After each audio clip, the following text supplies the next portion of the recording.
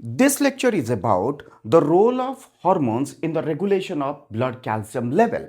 As we discussed previously that calcium plays a very important role in cellular functions, we must understand how a rise in the calcium or a reduction in the calcium is regulated at a constant level by the interplay of the hormones. So let's begin. I am just telling a very simple flowchart which will show how the calcium level is maintained, and in my coming lecture we'll discuss vividly how these hormones are regulating the calcium level. So here I can write the blood calcium level. This is the physiological limit, and here we are. Suppose the calcium level is decreased, blood calcium around 20%, and suppose the blood calcium level is increased. Now we will understand what are those hormones and how they are regulating.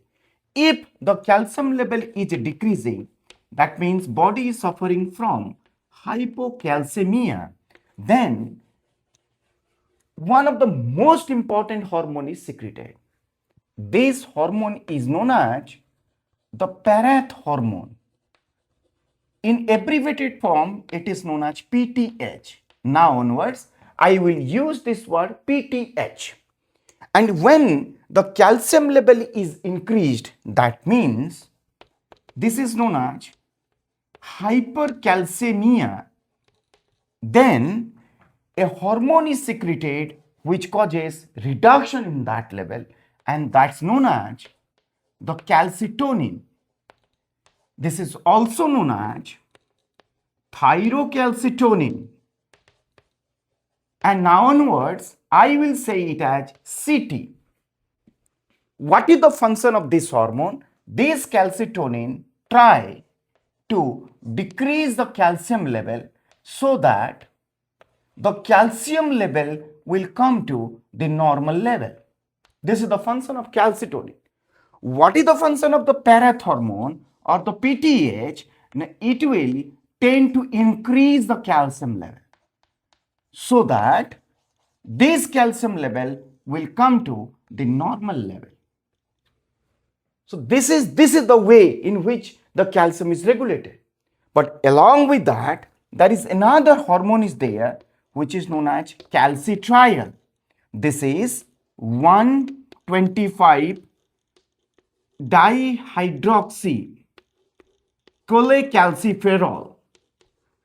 This cholecalciferol or calcitriol hormone is the activated form of vitamin D3. This is the activated form of vitamin D3. The synthesis of this hormone from the vitamin D3 in the kidneys is regulated by the parathormone. And thereby, these cholecalciferol try to increase the blood calcium level. That means, I want to say in layman, these are the two hormones, parathormone and calcitriol. They try to increase the calcium level so that the hypocalcemia will convert it into normal level, normocalcemic level. And this is the hormone that is calcitonin. This hormone causes the calcium to fall so that the hypercalcemic level will come to the normocalcium level. And this total mechanism, what I am saying, is known as the calcium homeostasis. One of the most important questions in endocrinology or clinical endocrinology. And if these three hormones will not work in tandem, then the calcium level is not going to be maintained. So now for your information, this parathormone, it is secreted from the parathyroid gland. We will discuss in detail the structure, the function, everything. Parathyroid gland. This vitamin D3 active form, that is this calcitriol, it is secreted from kidneys.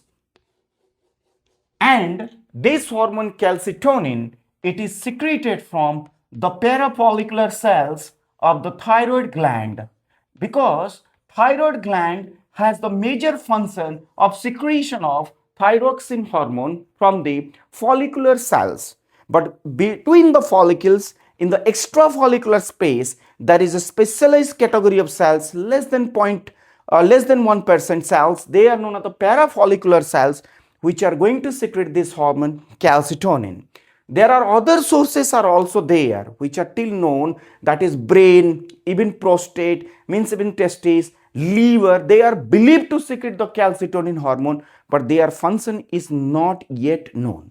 Coming to the parathyroid gland, this gland is present just below or behind the thyroid lobes. The thyroid gland is present just at the neck, the C3, C4 region of the tracheal rings here, and just the bilobes of the thyroid. Behind that, the superior and inferior 4 are present in number. And the dimension is 6 into 3 into 2 millimeter cube. And these are present in dot or nodular structure behind that of behind the thyroid gland. Coming to the kidneys, you know that this vitamin D3, that is 7-dehydrocholesterol, which is the part which is found in the skin. When the light falls, that 7-dehydrocholesterol is converted into cholecalciferol, that is vitamin D2, and this cholecalciferol is also available in the form of ergocalciferol from our food. Our fishes, egg, they are the common sources, but that is inactive. Thereafter, this goes into the liver, where it is converted into its hydroxy forms, that is 1-hydroxy cholecalciferol, which is going to further converted into 125, in the liver it is 25 hydroxy cholecalciferol, and thereafter it goes into the liver, where 1-alpha hydroxylase activity is seen in the presence of the hormone PTH, where this 25 hydroxycholecalciferol is going to convert into 125 dihydroxycholecalciferol, and that 125 dihydroxycholecalciferol is said to be the activated form of vitamin D3. We see in sequence how these three hormones are being secreted, but as it is my introductory class, I will tell you few points in and around the bone, and then we will finish this class, so that in the next lecture we'll directly jump into the parathyroid, thyroid hormones, and you will see their structure, function, and mode of regulation of calcium level. So I am drawing another conceptual diagram so that you people can understand what actually happening in the body and why these hormones are required, so that finally when we'll draw the final flow chart, every point must be clear to you people. So let's see what I'm saying. This is, you are seeing a long bone, one of the most important structure of the body, where more than 98% of the calcium is stored. When I am drawing an arrow like this, this is blood circulation. From here, the calcium will come and gets deposited inside the bone. Then this is known as mineralization of the bone. Mineralization. And this will cause reduction in the blood calcium level as the calcium is moving into the bone. Then question arises, which is that hormone, which is that cells? The answer is, this is mediated by the calcitonin hormone. That's why this calcitonin hormone reduces the blood calcium level, as it causes the mobilization of calcium into the bones. What happens in the bone? The bone shows the highly dividing cells known as bone forming cells, that is osteoblasts.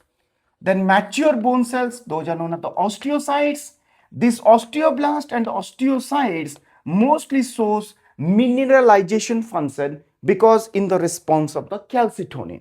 There is another derivative cell which is believed to be derived from the osteoblast or from the macrophages or the monocytes, which shows resolving activity. So this is mineralization, or we can say it as, I can say it as osteoblastic function.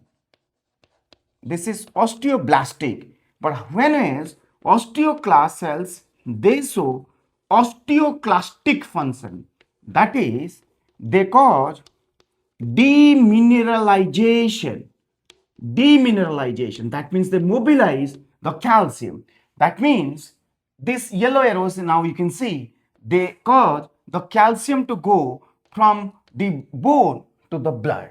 That means in the blood, they increase the calcium level. That is the parathormone. And to be honest, parathormone mostly also acts on the osteoblast and side very rapidly, and it also causes resorption of the bone matrix. So here osteoclastic, I can also use another word, resorption of bone matrix. We will see the mechanism in the next class. But for the time being, we should understand these words because these words are going to be very, very important. Now, your question is from where this calcium is coming. Of course, this calcium is coming from the intestine because food is the best source of the calcium to the body. These are the enterocyte cells, the cells of the intestine.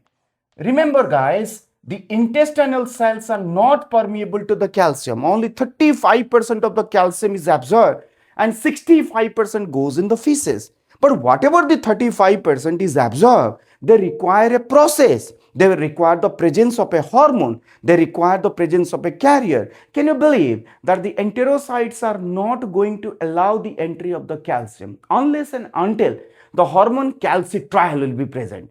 Once calcitriol binds to its receptor, it causes a protein which inside the enterocytic cells, that's known as the calbindin D. That protein comes and it takes the calcium from the lumen of the intestine into the blood. That means what I am saying, this calcium which is coming in the intestine, it will first enter the enterocytes, and from the enterocytes it will come to the blood circulation. This is the calcium which is coming to the blood. And try to understand this absorption is mediated by the calcitriol that I was saying. And for your information in this lecture, calcitriol is not going to synthesize if there is no parathormone is there. So this osteoclastic function, it is the function of the hormone PTH. That means osteoclastic activity, demineralization activity. But the mineralization function is of calcitonin. That means this PTH also plays a very critical role in the regulation of synthesis of calcitriol from the kidneys and its function in the enterocyte cells. As a consequence to this, the calcium is absorbed and then it comes to the blood. So this is the point to ponder. So we should understand what are those areas where we are going to focus in the next lecture. Now I am coming to the most important structure, that is kidneys. Because kidneys are the structure where around 98 to 99% of the calcium is getting retained, means absorbed. It means the calcium which is there in the blood, once it goes into the kidney, it may come in the urine, but usually doesn't. That means only 10% of the calcium is coming in the urine, 100 milligram per day. It means 90% or more than the calcium is remaining inside the body. So this is the point to understand how this calcium is remaining. So the function is of PTH. This PTH along with around more than 95% PTH role and sometimes calcitriol 5% role, they cause what? They cause the increased reabsorption of the calcium. They increases absorption and decreases the phosphate absorption. This will be in the next lecture. So what a consequence. Now once the calcium is retained by the kidneys, then it will come to the blood. That means calcium level is increasing. So guys, with this very introduction, this lecture come to an end. The summary or the take home points is bone is the largest reserve of the calcium. If the calcium mobilizes from the blood to the bones, then it is known as mineralization, which is mediated by the osteoblastic cells, osteocytic cells in the presence of the hormone calcitonin. And if the calcium is mobilized from the bone to the blood, then it is known as a demineralization, osteoclastic function, and that is mediated by this signaled osteoblast osteocytes as well as a specialized category of cells, slowly but prolonged time, that is osteoclast. Calcitriol is the hormone which is causing the intestinal absorption of the calcium, the dietary calcium, which is not going to be absorbed if this hormone is not there, because this hormone causes increase in permeability of the cells and also transportation and also pumping. We'll see in the details how the calcium ATPase pump PMCA function is there for the mobilizing the calcium from intestinal cells into the blood. But in this lecture, we are understanding the calcium is entering the intestinal cells, thereafter they come to the blood. That's mediated by calcitriol, and it is not independent information, rather it requires the PTS to be formed. And the third is the kidneys, which are the structure which will regulate how much of calcium will go in the urine. If the most important part is this DCT, distal convoluted tubule, and the terminal parts of the collecting tubule, where this hormone, parathormone, is going to retain the calcium and excrete the phosphorus, because in the proximal convoluted tubule and the early parts of the loop of Henle, the calcium is absorbed as such. So we have to remember that these are the three structures. Number one is bone, number two is intestine, and number three is the kidneys. They are the regulators of calcium. So with this very brief introduction regarding this hormone introduction for regulating the calcium level, this lecture comes to an end. So stay tuned for my next lecture, where we are going to see, very important point, where we are going to see how these individual hormones function, and they are going to regulate the process of mineralization, demineralization of the bones, so that the calcium will be maintained in normal physiological limits. Thank you so much, and keep learning. Thank you.